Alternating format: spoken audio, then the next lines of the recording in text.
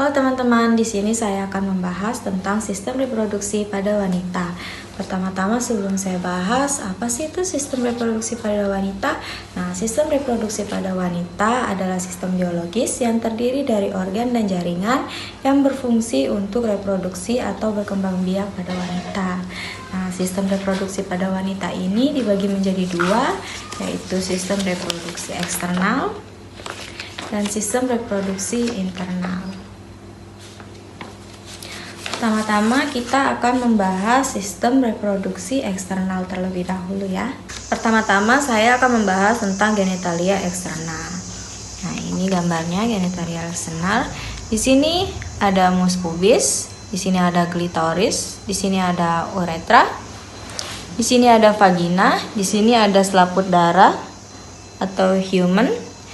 Di sini ada labia mayora, ini labia mayora. Ini labia minora, ini labia minora. Nah, di sini ada perineum dan anus. Nah, pada bagian genitalia eksternal ini juga terdapat 4 kelenjar, yaitu 2 kelenjar Bartholin dan 2 kelenjar skin. Kelenjar Bartholin terdapat di kiri dan kanan bagian vagina. Dan kelenjar skin terdapat pada kiri dan kanan bagian uretra. Fungsinya sama, yaitu untuk melumasi.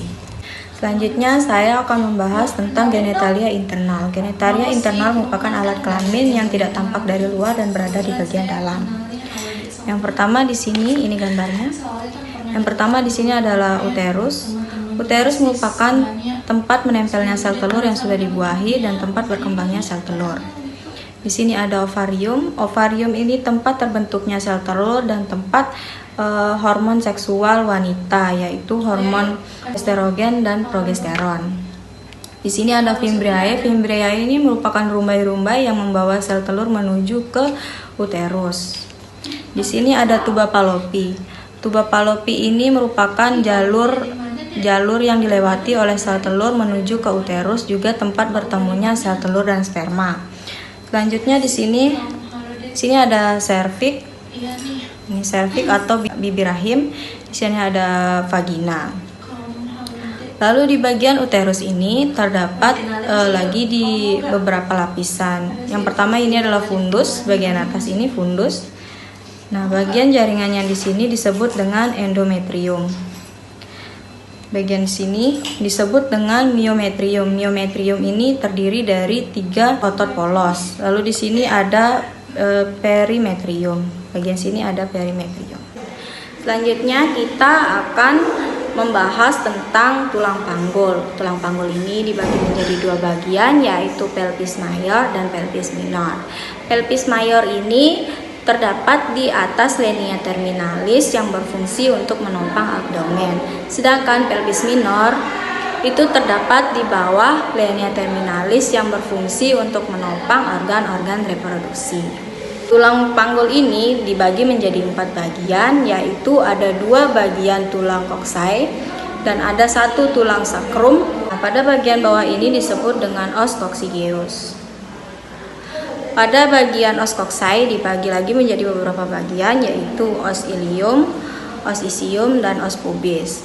Nah, pada os ilium itu terdapat tulang yang menebal ini disebut dengan crista iliaca. Crista iliaca ini dibagi lagi menjadi beberapa bagian, yaitu spina iliaca anterior superior, spina iliaca anterior inferior, spina iliaca posterior superior, spina iliaca posterior inferior.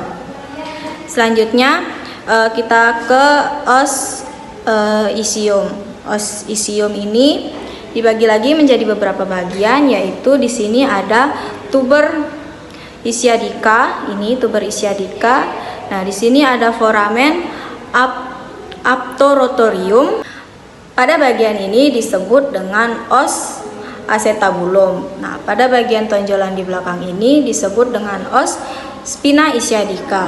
Selanjutnya kita akan lanjut ke bagian os pubis. Os pubis ini dibagi lagi menjadi beberapa bagian. Yang pertama di sini ada os ramus superior osis pubis. Di bagian bawah sini ada os ramus inferior osis pubis. Bagian yang segitiga ini disebut dengan os arcus pubis. Selanjutnya kita akan lanjut ke os sacrum. Os sacrum ini dibagi menjadi dua, yaitu di sini pada bagian ini disebut dengan os promontorium, dan pada bagian yang berlubang-lubang ini disebut dengan foramina sacralia anterior.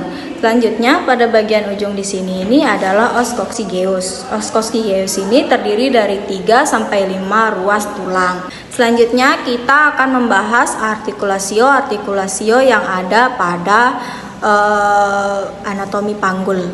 Nah, yang pertama itu ada di sini artikulasio sacroiliaca yang menghubungkan antara os ilium dan os sacrum.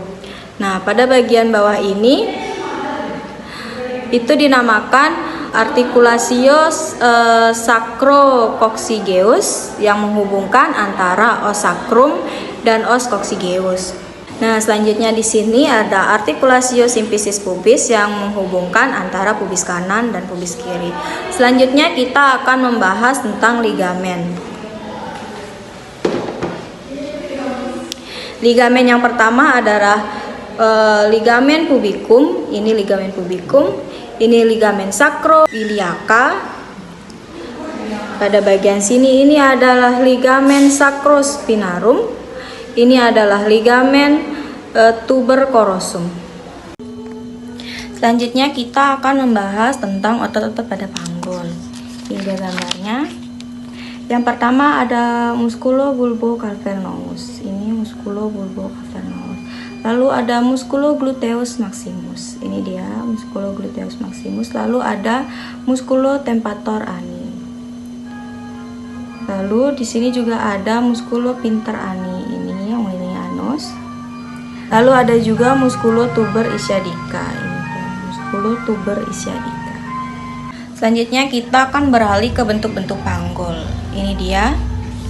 Bentuk-bentuk panggul itu ada 4, yaitu glikoid, android, antropoid, dan platypeloid. Ini dia gambarnya. Yang pertama adalah bentuk panggul glikoid. Bentuk panggul glikoid ini hampir menyerupai lingkaran. Spina ischiadicanya tumpul dan tidak menonjol. Nah, arcus pubisnya itu berbentuk bulat.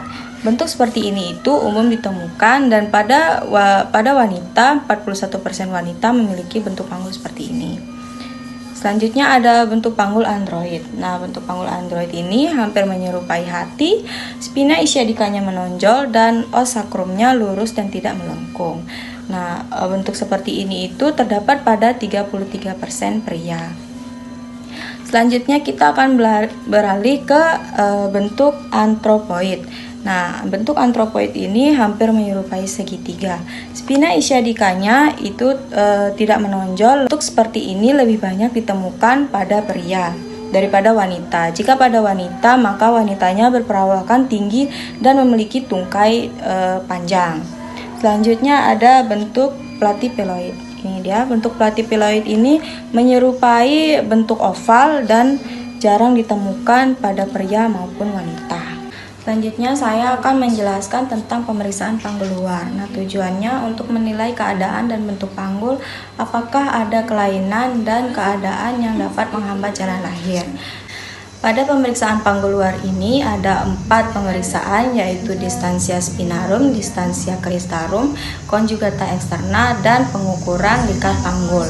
Nah, distansia spinarum ini merupakan pengukuran antara spina iliaca anterior posterior kiri dan kanan yang ukuran normalnya yaitu 23 sampai 26 cm. Ada juga distansia cristarum. Distansia cristarum ini merupakan pemeriksaan crista iliaca ke kanan dan kiri, ukuran normalnya yaitu 26 sampai 29 cm. Dan juga ada pemeriksaan conjugata externa. Pemeriksaan conjugata externa ini yang dilakukan dari pinggir atas simfisis dan ujung processus siphoideus, ruas tulang lumbal kelima. Ukuran normalnya yaitu 18 sampai 20 cm. Juga ada pemeriksaan lingkar panggul. Nah, dari ukurannya ini dimulai dari pinggir atas simfisis ke pertengahan antara spina iliaca anterior superior dan tronder major sepihak dan mengelilingi keseluruhan panggul. Ukuran normalnya yaitu 80 sampai 90 cm.